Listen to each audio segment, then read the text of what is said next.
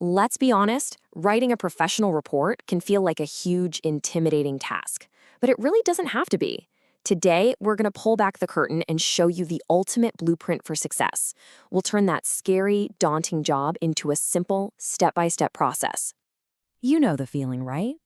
We've all been there, just staring at that blinking cursor on a totally blank page, and you can just feel the pressure mounting. It can be completely paralyzing. You've got all the information in your head, but how do you get it out in a structured, professional way? Well, here's the secret. Every single great report, and I mean every single one, no matter the topic, follows the exact same basic structure. It's a blueprint, and once you learn this blueprint, you'll never have to dread that blank page again. You'll have a clear map to follow every single time. So, let's start with that big picture. We're going to walk through the architectural plan of a report, section by section. You can think of these as the essential rooms in the house you're about to build.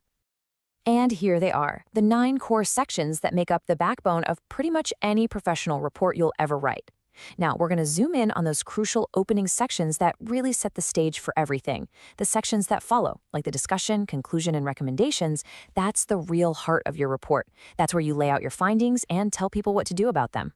But if you can master this entire structure, you'll be able to tackle any report with total confidence.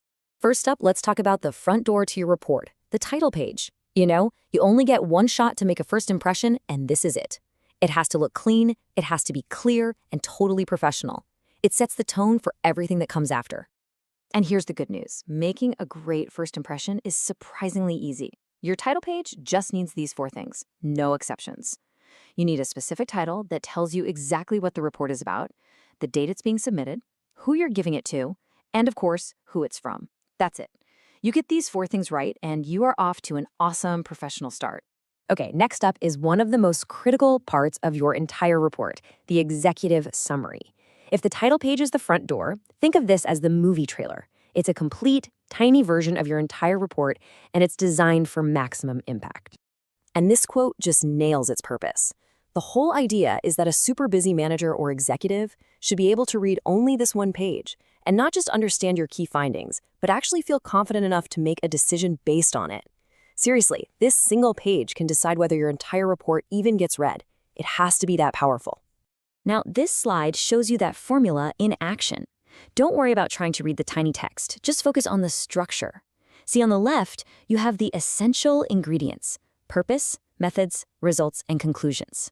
Then on the right, you can see how those ingredients become clear, direct sentences.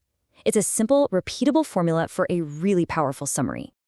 And now for the most important tip I can possibly give you on this. Always, and I mean always, write the executive summary last. I know, it seems weird, right, since it comes right at the beginning of the report. But think about it, how can you summarize something you haven't even written yet? Doing it at the end will save you so much time and guarantees it actually matches what's in the final report. Okay, so we've got our big picture summary all sorted.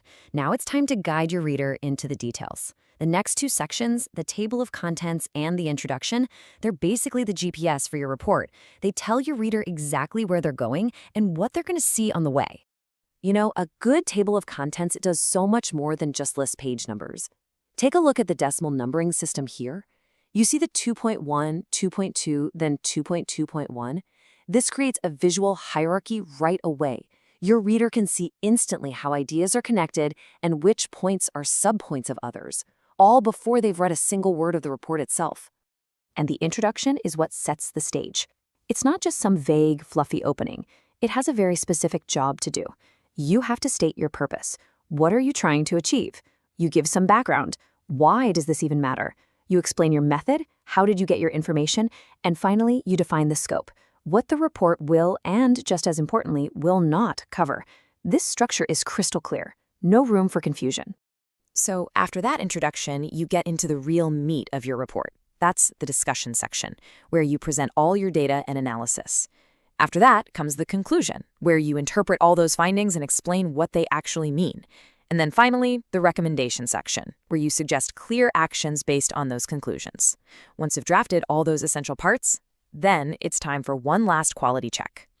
And a checklist like this one is your absolute best friend. You probably can't read the details from here, but that's not the point. The point is to have a list that forces you to go back and double-check every single section. It asks those tough questions. Did your intro actually state its purpose? Is the data in your discussion clear? Are your recommendations something people can actually do?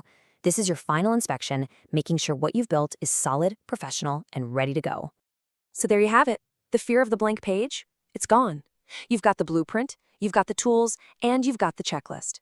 The only question left is, what amazing things will your next report build?